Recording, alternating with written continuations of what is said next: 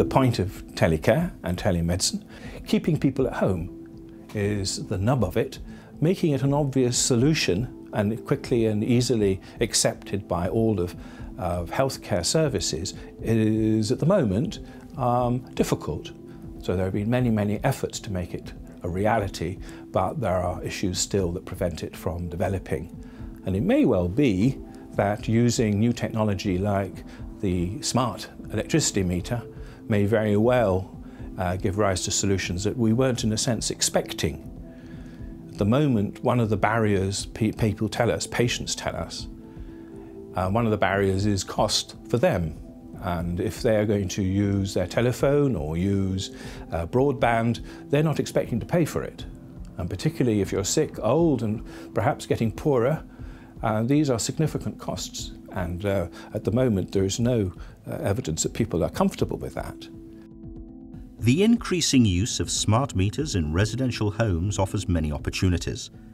On top of standard applications such as reading gas and electricity, smart meters are at the centre of interesting new projects aiming to make the best use of the infrastructure behind it. A very promising use case for this new communication network is telecare or telehealth. This is due to the fact that many countries have an increasingly ageing population. It has become apparent that the healthcare mechanisms that are in place today are not scalable to accommodate the increase in elderly patients or people with long-term conditions such as diabetes and blood pressure. The medical profession is now turning to technology providers for answers on how modern-day infrastructures can help people in their own homes look after their own conditions and not require interventions from healthcare professionals. An example could be a blood pressure monitor or a set of weight scales which are provided to a patient's home, allowing them to take their own weight and blood pressure and then have that data routed back electronically to the general practitioner or to another medical facility. The use of the smart meter as a conduit for healthcare information would be the key for this service. We asked experts at a recent industry trade show how this model could work and how the security and reliability of such a service is ensured. We put together a really interesting consortium of people with expertise in all the relevant areas, and we call this Project Hydra. So we have, for example, Oracle with its experience of Java card and secure computing. We have Brunel University, who are specialists in telecare. We have a doctor surgery in London who have been using telecare with their real patients. We have Philips producing medical devices. We have my own company, ONZO, involved with smart metering.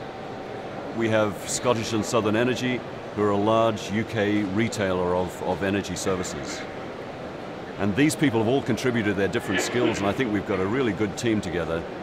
We're managing to demonstrate the concepts of Project Hydra that we can actually transfer the data from the health devices through the smart meter communications network, but most importantly that we need to be able to do this securely.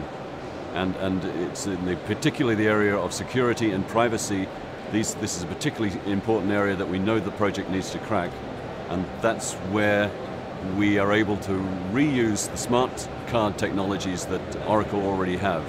The smart meter market realized that they need security, and in doing so they looked at different types of security that were out there, and one of them that came up that was very evident to them, again with 7 billion devices out there, was Java card.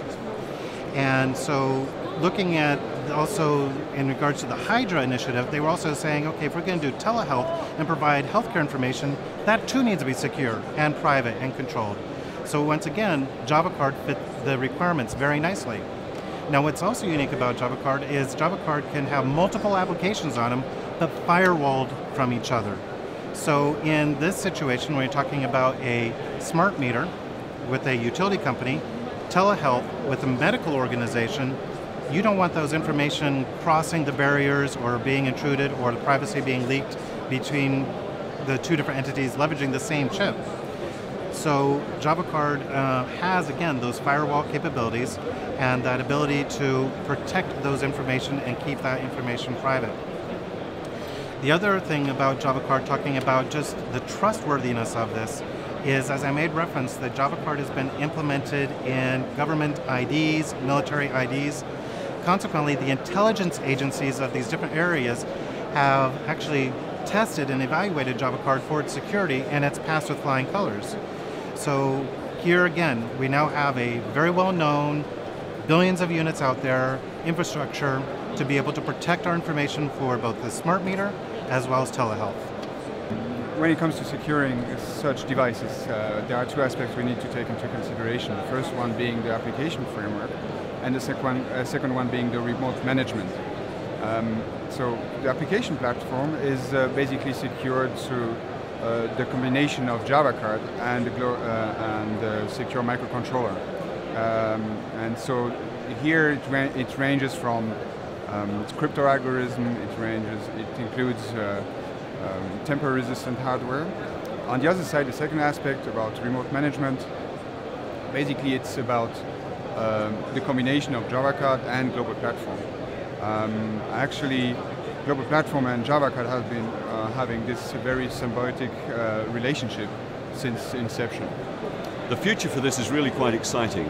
We've already introduced the concept of moving a smart meter away from just the idea of it being there to measure your electricity consumption.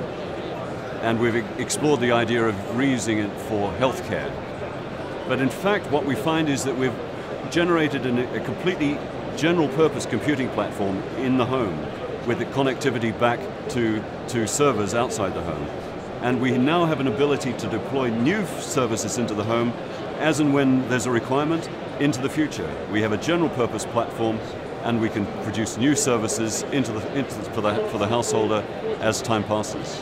So the future of smart metering clearly shows that we will be putting more than one use cases, such as the Hydra project where we introduce healthcare, but we could imagine secure home security or home automation, and these many use cases require many actors.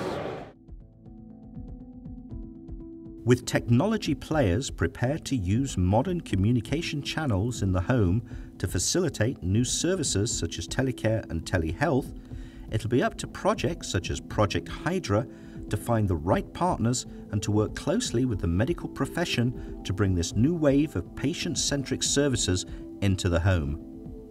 Now, if healthcare and social care services can develop partnerships with the utilities that are putting these clever meters in to people's homes, we could exploit that at a cost that's perhaps bearable in the overall cost of looking after people in their homes and providing them electricity, healthcare, social care, and start looking to integrate all of these investments such that we can end up with a service that is easily accepted.